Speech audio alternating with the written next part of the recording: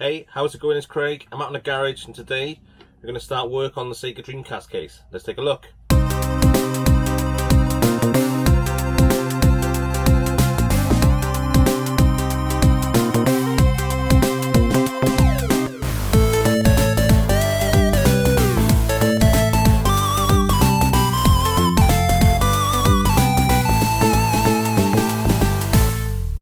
Okay, so this is part 2 of this restore and mod video. So I fixed the system in the first video.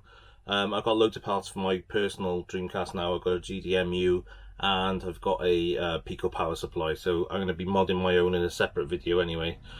This is not going to be a restore. Look at the state on that. The quality of this case is too far gone. It's got big scratches in there which I can run my fingernail into, so it needs filling. It's just not going to be a nice looking system if I try and just clean it up. So we're going to mod it, spray it, do a little bit of a fancy customize on it. First of all, I've got to strip it down. So there's quite a few bits inside the mechanism. There's still a bit on the bottom part of the case as well, which I need to take apart.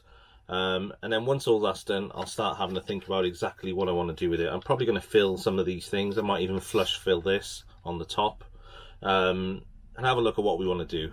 So this is going to take me a couple of days to sort. I'll edit it all in so it's nice and quick for you guys. But once finished, this will be going to a new home. This is going to go to another YouTuber. I don't know who yet, as part of my Play It Forward series. So Play It Forward is going to be my new series that's based on Pay It Forward. So you get given this, the modded finished system.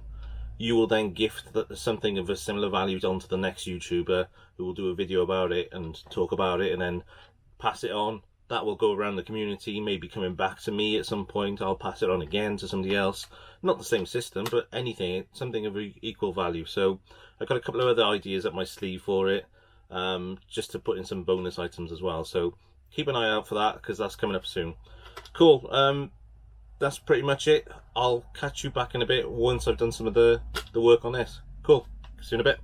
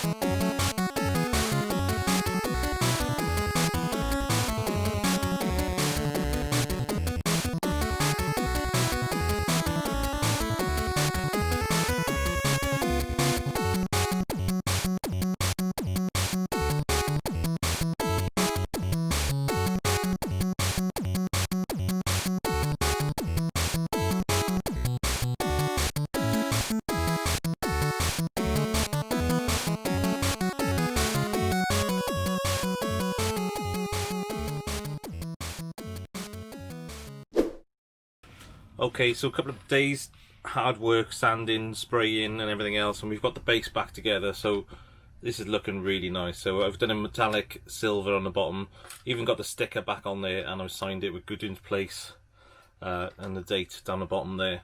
I've put this back together once, got it all up and running, and the system's working nicely. I've got a couple of things to do to it before it's finally put back together for a permanent thing.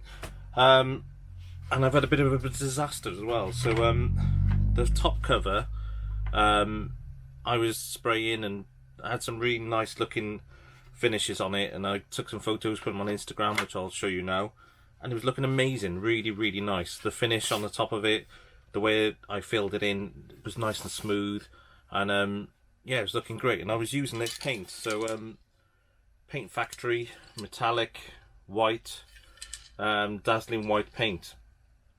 Looked really nice. It had a slight pearl to it, But what I was finding, it wasn't covering the red, it wasn't covering the undercoat at all. It was just every time I finished and let it dry, the red was coming through, and I didn't know why, and I kept looking at it and testing it and everything else.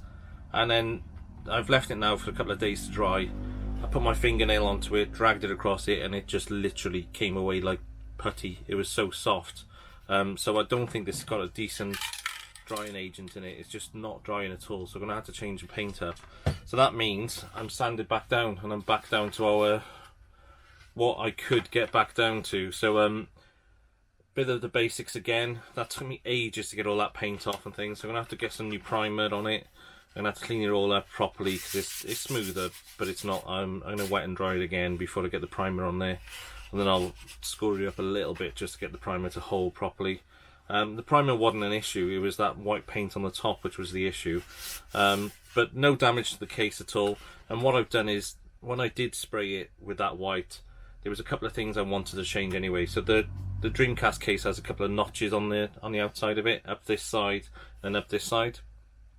When it was sprayed and when it was all back together, it looked nice. But I just thought nice cleaner lines would be nicer on there. I've also, and I don't know whether you get this on camera, so the things I've taken off are the notches down each side. I've also smoothed this out as well. So this piece up to here and down to here, they normally have quite a jagged line to follow on from that one. I smoothed them out, and when that sprays up, that should look really nice as well. So yeah, it's looking a bit disappointing to get back to this, but it's looking okay. The case isn't damaged in any way. It's just frustrating that paint didn't dry, to be totally honest. I won't be using that paint again, although I think the silver was the same make, so it's obviously not all the paint. The silver dried lovely. The silver dried pretty much to touch within a couple of minutes, and then overnight it was solid. It was really good paint. So it must just be with the white, and it wasn't covering that well anyway. So I've got other white paint now, which is automotive paint, so hopefully that'll dry and stick a little bit better on this. And then we'll have a finished piece in the next couple of days. So I've got a couple more hours work sanding this back down, getting it back to how I want it, and then we'll get on with the rest of the job. Cool, catch you in a bit.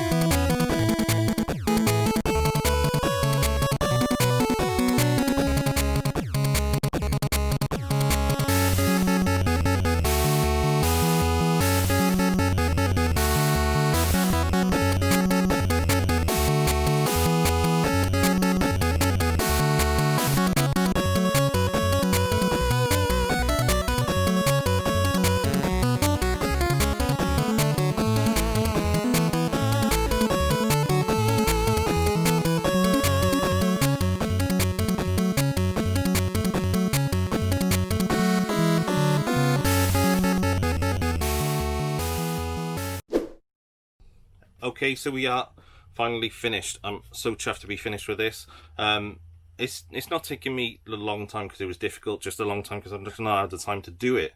But it looks really good. It's not perfect, but it's looking really nice. So the white paint on the top and the end, got a nice finish on that. Silver's really nice addition to it as well, on the bottom and the sides.